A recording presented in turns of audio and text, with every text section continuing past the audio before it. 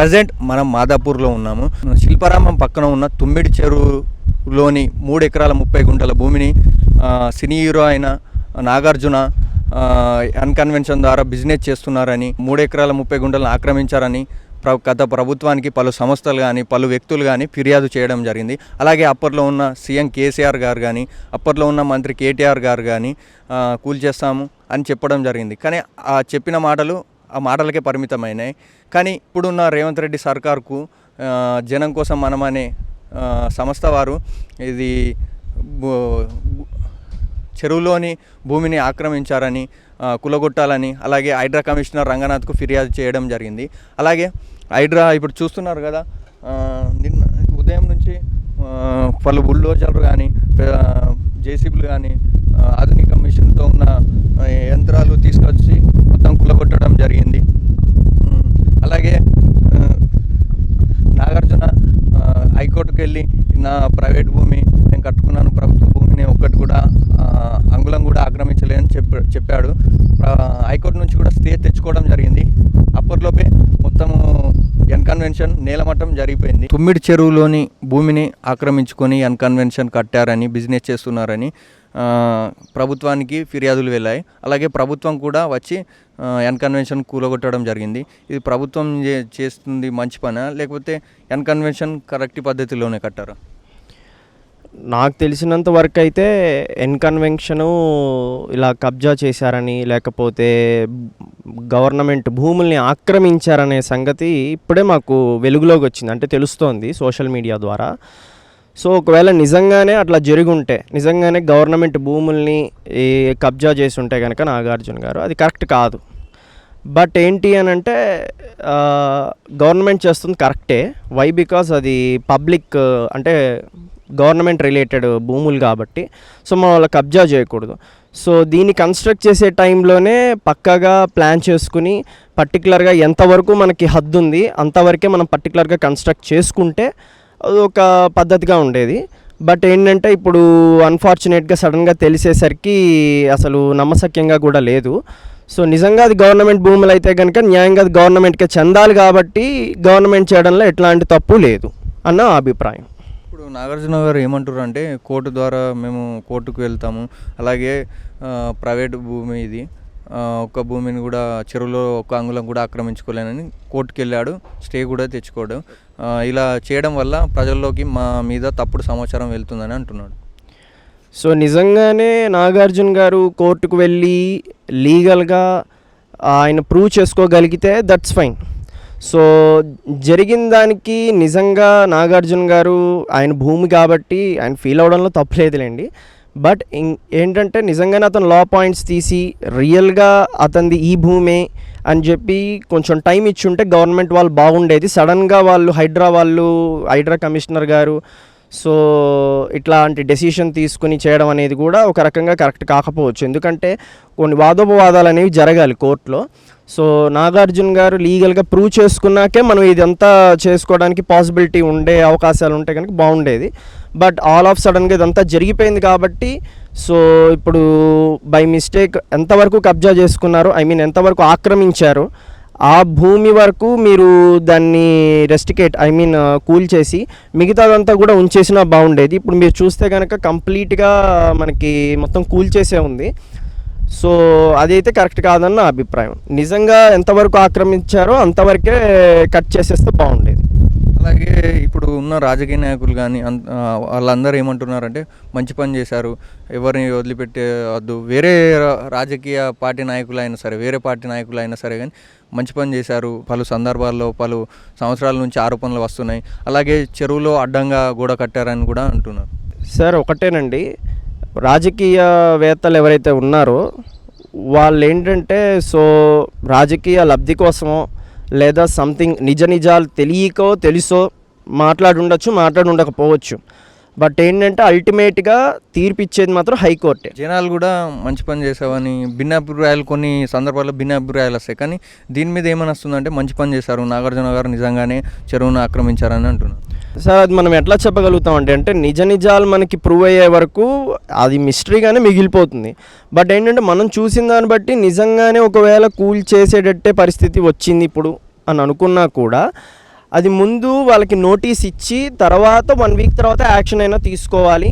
లేదంటే అంతకుముందే state division time నుంచి 2015 నుంచి ఇది ఉంది కాబట్టి, సో 2015 నుంచి కూడా ఇది బాగానే సక్సెస్ఫుల్గా రన్ అవుతుంది కాబట్టి అప్పుడు రానటువంటి ఈ అభియోగాలు లేకపోతే కబ్జా చేశాననేది ఇప్పుడే సడన్గా రావడం ఏంటి, అట్లా కూడా డౌట్ పడవచ్చు. సో ఆల్ ఆఫ్ సడన్గా కూల్ చేశారు అని అంటే దీని వెనకాల పెద్ద మిస్టరీ అనేది ఉంది. సో అది లీగల్గా ప్రూవ్ చేసుకున్నా కూడా నాగార్జున గారు దట్స్ ఫైన్.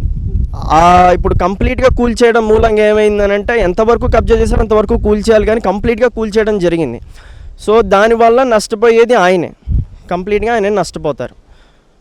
సో దానికి బాధ్యత మరి గవర్నమెంట్ తీసుకుంటుందనంటే okay, they can give the remuneration. If not మనం ఏమీ చేయలేని పరిస్థితుల్లో ఉంటే కనుక అది కంప్లీట్గా నాగార్జున గారు కన్స్ట్రక్ట్ చేసుకోవాల్సి వస్తుంది మళ్ళీ. బట్ కొన్ని సంవత్సరాల నుంచి ఆల్మోస్ట్ ఆల్ 9 to 10 years నుంచి ఇది రన్నింగ్లోనే ఉంది. మొన్నటి దాకా కూడా మ్యారేజెస్ జరిగినాయి, ఇప్పుడు కూడా మనకి చాలా మ్యారేజెస్ బుక్ అయినాయి ఈ మాసంలో. సో దానికి సంబంధించి మనం నష్టపరిహారం ఇవ్వాల్సి వస్తుంది. సో ఆల్ ఆఫ్ సడన్గా వాళ్ళకి వెతుక్కోవడానికి టైం పడుతుంది. వేరే హాల్స్ కానీ ఇంకేమైనా చాలా బుకింగ్స్లో ఉంటాయి ఇంకా. So one of the best convention hall అని కూడా నేను చెప్పగలుగుతా. కొంచెం రిచ్ పీపుల్స్ చేసుకునేటువంటి ఫంక్షన్స్ ఏమైనా ఉంటే కనుక ఇందులో చేసుకుంటారు. బట్ అదైతే కరెక్ట్ కాదని నా అభిప్రాయం.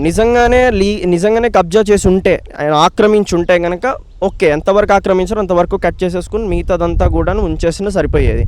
లేదా లీగల్ నోటీసులు 1 week 10 days బిఫోర్ అయినా పాస్ చేసి తర్వాత ఓకే మేము చేస్తున్నాము అని యాక్షన్ నోటీస్ పంపించాక అప్పుడు చేసినా బాగుండేది. బట్ ఆల్ ఆఫ్ సడన్గా అంతా జరిగిపోయాక ఈ గ్యాప్లో మళ్ళీ కోర్టుకు వెళ్ళడం అదంతా జరగడం అనేది ఇదంతా యాదృచ్ఛికం అన్న అభిప్రాయం. చెరువును ఆక్రమించుకొని కట్టిన కన్వెన్షన్ కట్టారని ప్రభుత్వం కూల్చేయడం జరిగింది. అలాగే నాగార్జున గారు ఇది నా ప్రైవేట్ స్థలము, ప్రభుత్వ భూమిని కూడా ఒక అంగళం కూడా ఆక్రమించలేరని చెప్తున్నాడు.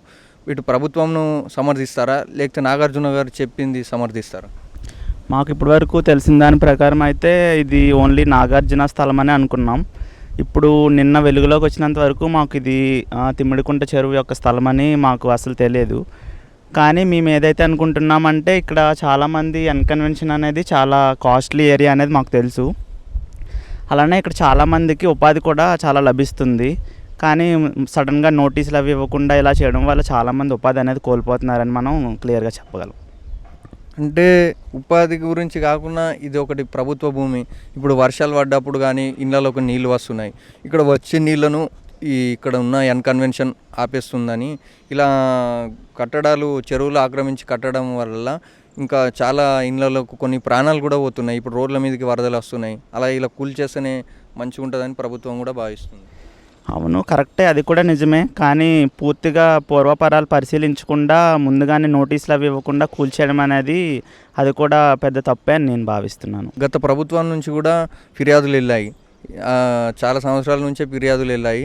మేము ఇప్పుడే ఇవ్వడం లేదు, ఇది అన్ని ప్రభుత్వాలకు కూడా తెలుసు, ఇది ఆక్రమించి కట్టారని అంటున్నారు. ఓకే, ఇన్ కేస్ నాగార్జున గారు తిమ్మిడికుంట చెరువు యొక్క స్థలాన్ని ఆక్రమించుకొని కట్టింది అయితే కూల్చేయడం అన్నది కరెక్టే. కానీ అతను కూడా కోర్టు నుండి స్టే తీసుకున్నాడు. కానీ ఇప్పటికే చాలా 90% డిస్ట్రాయ్ చేసేశారు. ఇప్పుడు మనం చూసుకున్నట్టయితే ఏదైతే స్థలం తిమ్మిడికుంటలో చెరువులో కవర్ అయిందో దాన్ని కూల్చేసి మిగతా పాటను వదిలేసి ఉంటే కొంచెం మంచిగా ఉండేది. కానీ ఇప్పుడు మొత్తం డిస్ట్రాయ్ చేసేసారు కాబట్టి వాళ్ళు ఏమంటున్నారంటే 3 ఎకరాల 30 గుంటల భూమిని ఆక్రమించాడు, అంతవరకే మేము కూల్చేసామని అంటున్నారు. 3 ఎకరాలు అంటే ఇక్కడ అంత ఉండకపోవచ్చు మేబీ. ఇన్ కేస్ కొన్ని ఇంకా ఎక్స్ట్రా కూడా మిగతా వాళ్ళు కూడా కబ్జా చేసి ఉండొచ్చు అయితే ఐ థింక్. ఇప్పుడు కన్వెన్షన్ కూలగొట్టడం సరైన నిర్ణయమేనా? సరైన నిర్ణయమే. మాకు ఫస్ట్ నుంచి ఎంక్వైరీ వచ్చింది ఎర్రవల్లి, మాది కేసీఆర్ ఫామ్ హౌస్ నుంచి. అక్కడ నుంచి సర్వే చేసుకుంటూ వస్తున్నారు. ఇక్కడ మల్లారెడ్డి నుంచి స్టార్ట్ అయింది సర్వే చేసేందుకు.